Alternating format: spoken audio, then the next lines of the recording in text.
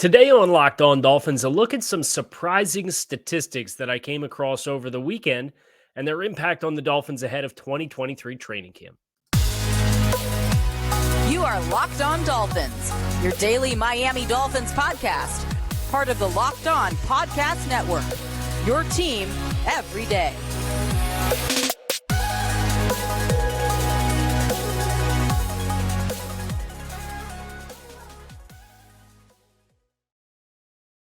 All right, Miami, welcome to another episode of Locked On Dolphins. It's your team every day here on the Locked On Network. It is Monday, July 10th, 2023. I'm your host, Kyle Krabs, lifelong Miami Dolphins fan, host of Locked On Dolphins, co-host of the Locked On NFL Scouting podcast with Joe Marino. You can find us on YouTube or wherever you listen to your favorite podcast. Today's episode is brought to you by LinkedIn. LinkedIn Jobs helps you find qualified candidates that you want to talk to faster. Post your job for free at linkedin.com/lockedonnfl. That is linkedin.com/lockedonnfl to post your job for free. Terms and conditions apply. Special shout out to our everydayers who do keep it locked in with us on a daily basis here on Locked On Dolphins. Today on the show,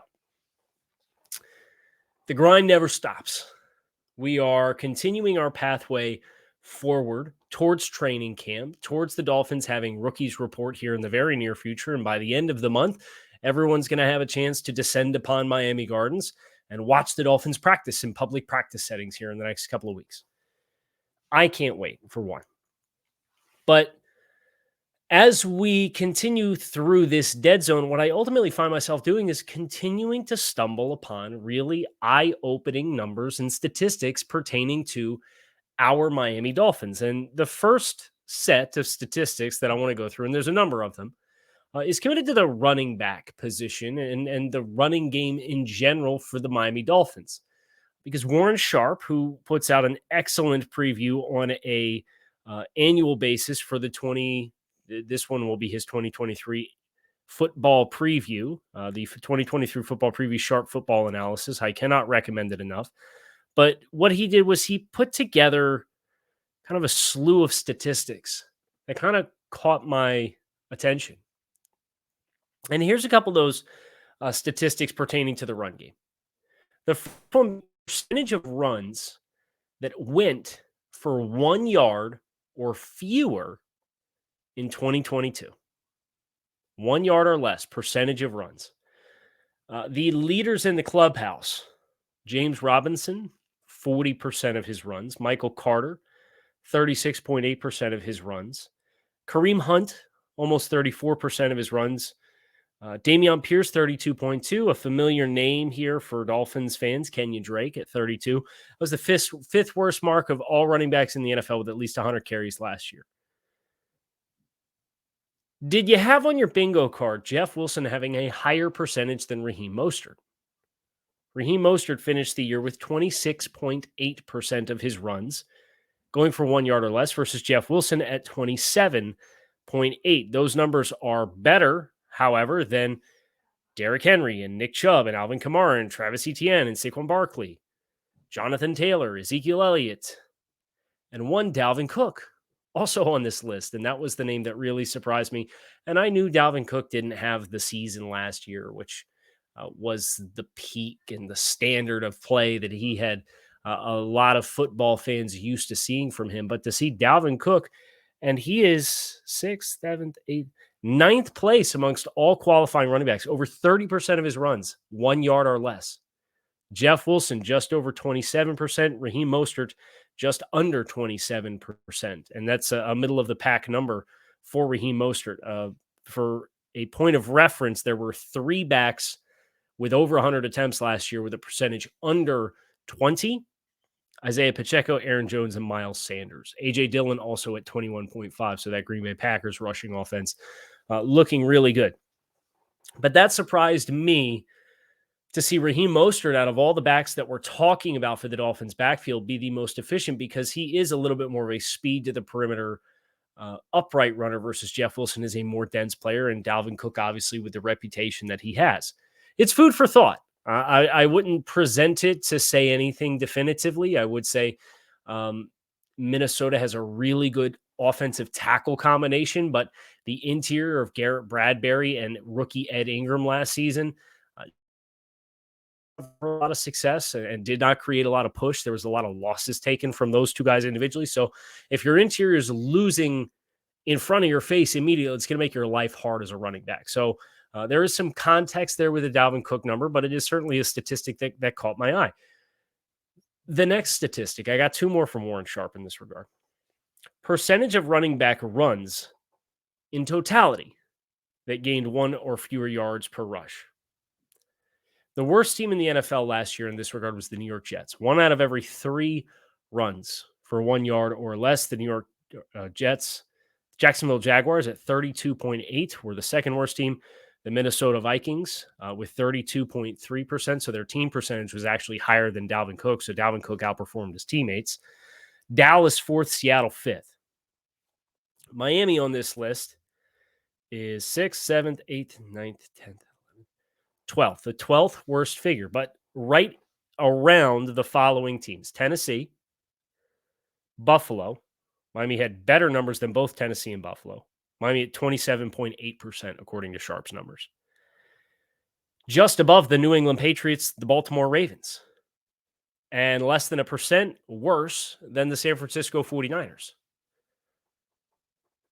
And we've kind of talked about how you feel like this rushing offense was maybe a little bit more efficient than we gave it credit for, and we just didn't stick with it enough. I think this is kind of a nice reinforcement of that, especially when you foil it with this. Percentage of running back runs versus 7 or more defenders in the box. The 49ers got it 91% of the time. They got 7+ man boxes. That is a crazy high number. The Dolphins are almost 20% below that at 73% of the time. That is a testament to the Dolphins' speed. Now, there are some teams, the Colts, the Chiefs, the Bengals, those teams were at 60%. That's the floor. And I think that could come from one of two reasons. That could come because we want to really limit the explosive plays, aka Kansas City and Cincinnati. Miami had a greater commitment than those teams to running the football, so I think that's a nice start. But San Francisco getting runs and running against 7-man boxes and 91% of the time, I think that's nice reinforcement of this system and the answers that it can provide, provided you go out and execute. Now, the Dolphins, from an offensive line perspective, have more depth this season than they did last season. Have you necessarily spiked any playing spots as starters? Probably not. So this is a depth and chemistry and health dynamic for Miami, and then a play calling dynamic. But to see all of those numbers kind of play themselves out, I thought was particularly interesting because it's added context on what we thought we knew and reinforcement of what the Dolphins should be capable of, which is having success running the football against heavier box counts, not using that as an excuse to get away. And when you get the light box counts, that's when you really got to make it count. We're going to continue with some more surprising statistics here on Locked On Dolphins. But before we do, right now, I have to tell you about our friends over at LinkedIn Jobs. These days, every potential new hire feels like a high-stakes wager for your small business. You want to be 100% certain you have access to the best qualified candidates available, and that is why you have to check out LinkedIn Jobs. LinkedIn Jobs helps you find the right people for your team faster and for free. You can add the job and purple hashtag hiring frame to your profile so everyone on LinkedIn knows that you're hiring. And simple tools like screening questions make it easy to focus on candidates with just the right skills that you are looking for so you can quickly prioritize who you would like to interview and add to your team. That's why small businesses rate LinkedIn Jobs #1 amongst competitors in delivering quality hires versus the competition. LinkedIn Jobs helps you find the qualified candidates that you want to talk to faster. Post your job for free at linkedin.com/lockedonnfl. That is linkedin.com/lockedonnfl to post your job for free. Terms and conditions apply.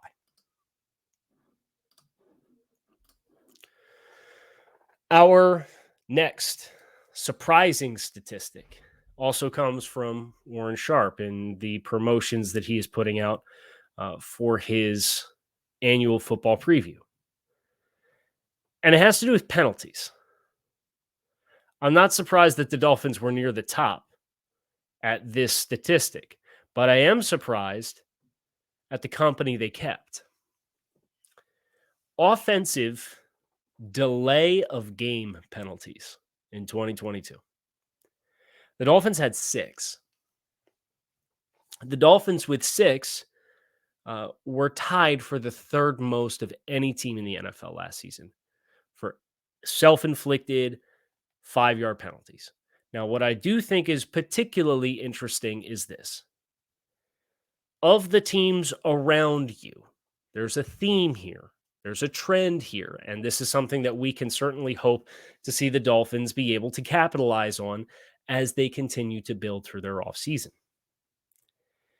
The worst team in the NFL in this regard was the New York Giants. 8. I'm going to go through the gambit of all the teams in front of Miami or tied with Miami, and you tell me what the common theme is. The second most was the Minnesota Vikings with 7. And then tied with Miami with 6 was the Green Bay Packers, the Baltimore Ravens, the Las Vegas Raiders, the New England Patriots, and the Miami Dolphins. Those were the teams that I'm going to add them up in real time here. 7. Those were the 7 teams in the NFL last year. So effectively a quarter of the league had 6 delay of game penalties on offense or more. The New York Giants, new head coach, Brian Daboll, new offensive scheme. The Minnesota Vikings, new head coach, new offensive scheme, Kevin O'Connell. The New England Patriots, new offensive scheme, Josh McDaniels left to go to ... The Las Vegas Raiders, who are also on this list, a new head coach with a new offensive scheme, and the Miami Dolphins on this list with a new head coach and a new offensive scheme. Green Bay and Baltimore are your 2 outliers. And Greg Roman is gone. And in Green Bay, Aaron Rodgers is gone. So there's big changes for those 2 teams.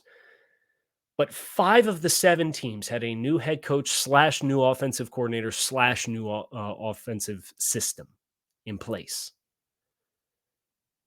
One would have to think that was a compounding issue for communication and play calls. So how does the inverse of this look? You have teams with 1 or 0 offensive delay of game penalties last season. Amongst the teams, Buffalo Bills, they had a new offensive play caller, but it was within the same system because Brian Daboll left and took it to New York with the Giants. So there's technically a coordinator change, but same system. Kansas City, Andy Reid, Eric Bieniemy were still there. The Atlanta Falcons, Arthur Smith, third-year head coach, offensive mind, offensive background. The New York Jets, amidst their quarterback issues, Mike LaFleur had been there several seasons. The Arizona Cardinals, and the Cardinals, obviously with Cliff Kingsbury, were a team that has been in place for several seasons now.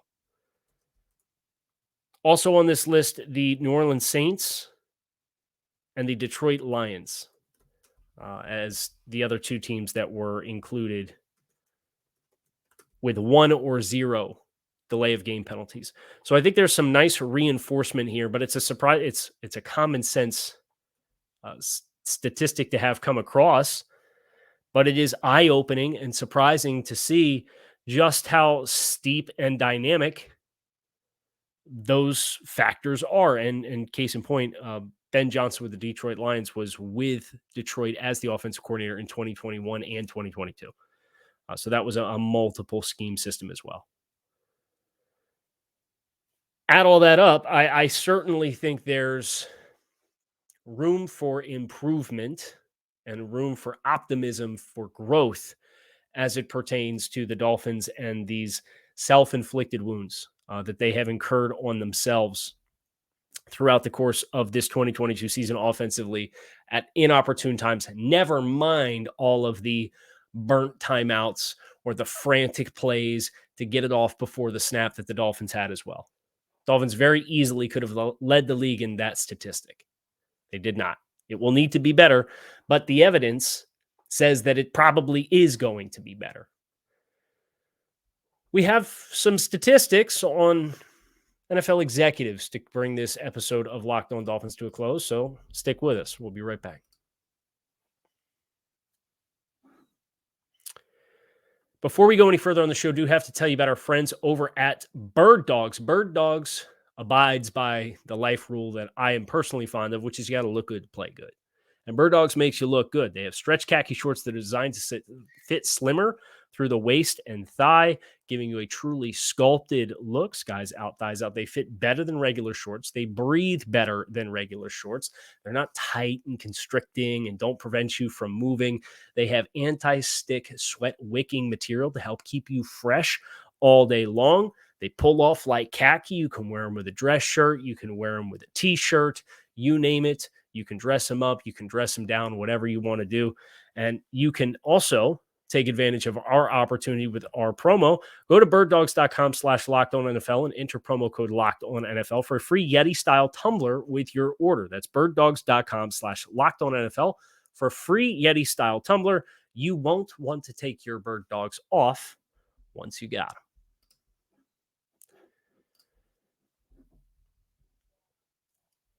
We went hard on Friday for the drafting resume of Dolphins executive Chris Greer. And some people continue to debate the merits of, well, he was general manager by title in 2016 versus my argument being, well, he's been the unquestioned decision maker since 2019 because there was somebody above him for the first 3 seasons. And I'm not going to get into that again. Obviously, if you want to push people's buttons about the Dolphins, talk about Tua Tagovailoa or Chris Greer. They're the 2 topics right now.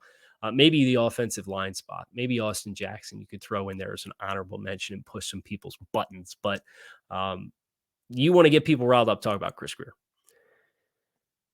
One of the more popular bits is even if you give him credit for only starting in 2019, the Dolphins are floating around 500, and they do not have a playoff win after 19, 20, 21, and 22. So it's 4 seasons.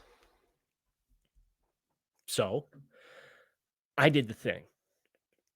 And I get the thing up over on my other screen here. And the thing, if you're wondering what the thing is, if you're new to the show or you're not sure what I mean by that, I went through some recent history and also some not so recent history. And the thing that I aspired to do was to identify some of the people that you would universally assess as the top executives in the game of football today.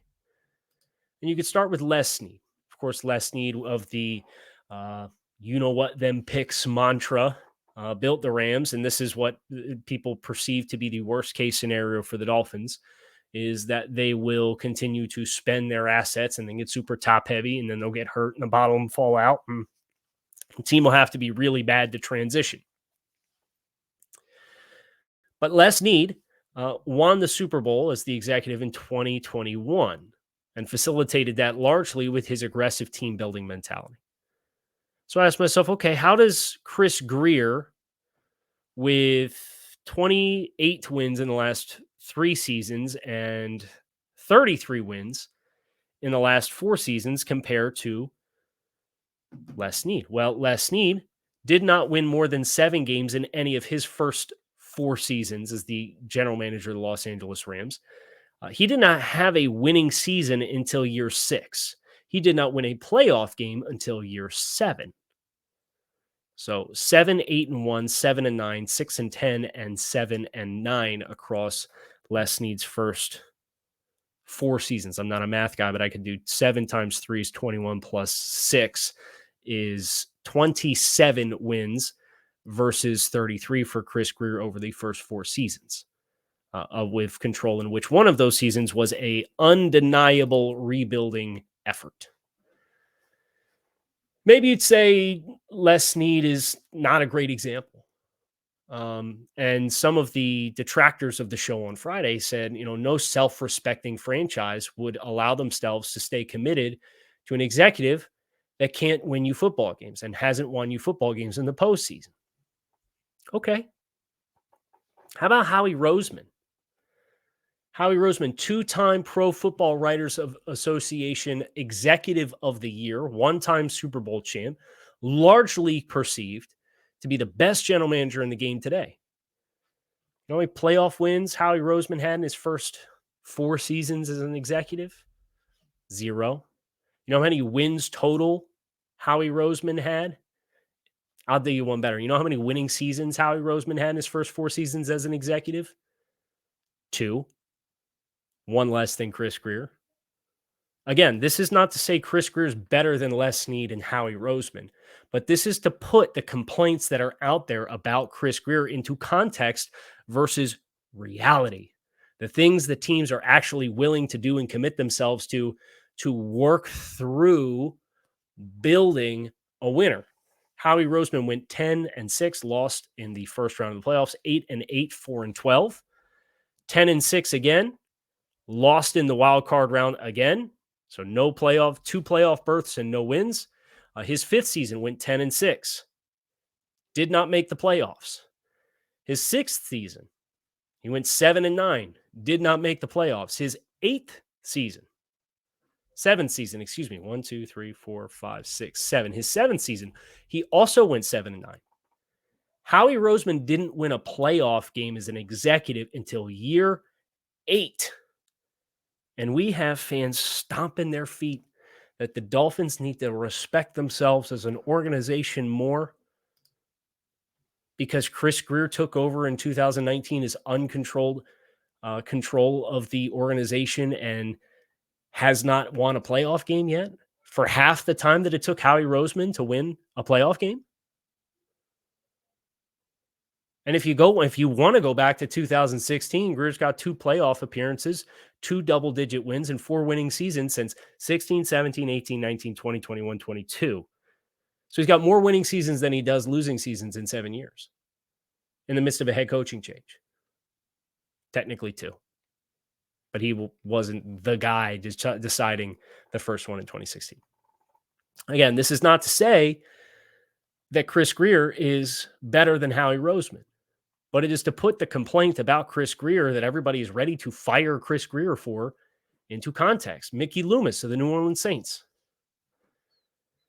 Mickey Loomis, first 4 seasons, 9-7, 8-8, 8-8, 3-13. Didn't win a playoff game until year 5. Had 1 winning season in his first 4 years.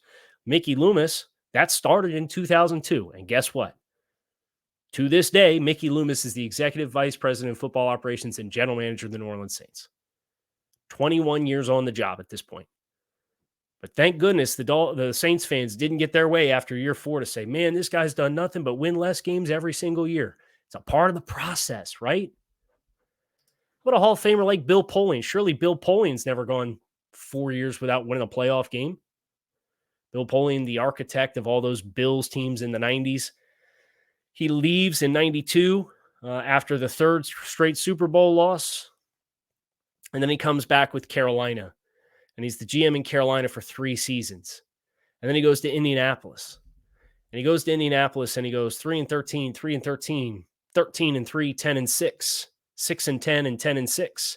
And does not win a playoff game in Indianapolis from 97 until 2003 was the first year that Hall of Fame executive Bill Polian won his first playoff game. I'll keep going. How about Hall of Fame executive Ozzie Newsome?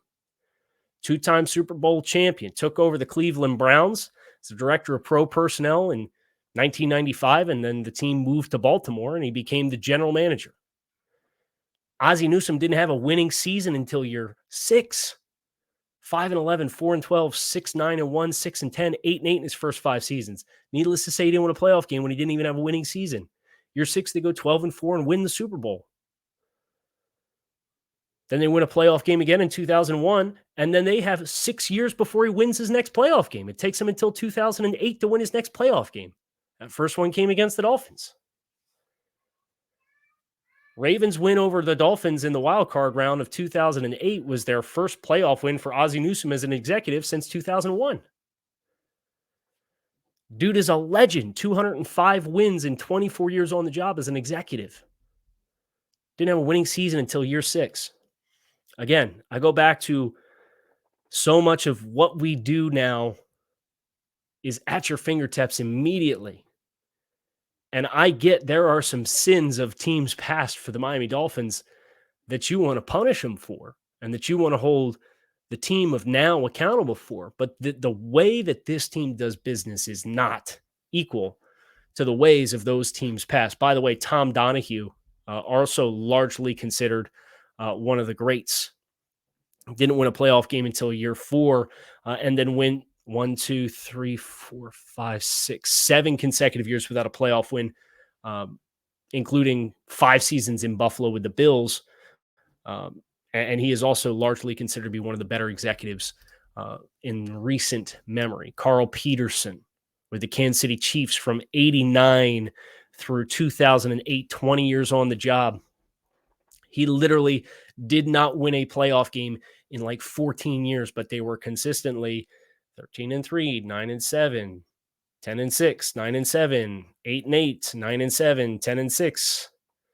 You'd be surprised how much consistency can really go a long way. And the Dolphins are kind of in the infancy of starting to normalize that level of team success.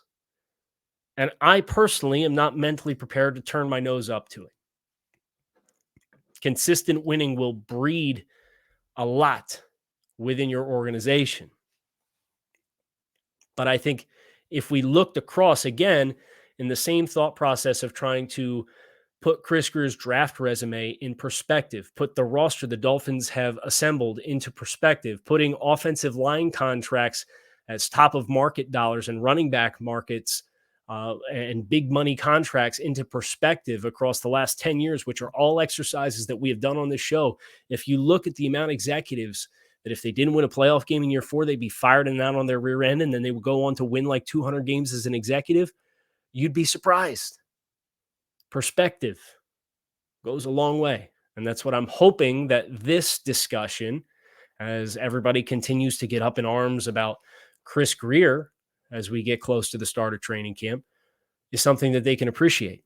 There are much worse starts to a tenured as the unquestioned mind in control of a football team that have gone on to have robust success. But if you fire every executive who's been at the helm for 4 or 5 years and doesn't win you a Super Bowl, there's a lot of guys who are probably going to be Hall of Famers someday who would have been out of a job. Patience from a team building perspective, again, being process oriented, I think goes a really long way. And if you don't believe that way and you continue to listen to the show, then bless you, because I know I have really beat that drum consistently. And if you don't agree with me, that's great. And if you still find time to listen to the show and support the show, thank you. I appreciate all you guys. And I think there's plenty of room for plenty of perspectives and opinions. But I hope that the perspective of executive success and how quickly it has to come maybe changes that narrative a little bit. Hope you all will come back and join me again for another episode of Locked on Dolphins. We'll be back on your stream. Before you know it, you can find us on YouTube or wherever you listen to your favorite podcast. I'm Kyle Krabs. Shout out to the everydayers who keep it locked in with us on a daily basis. We are out of here. Fins up. Enjoy the rest of your day.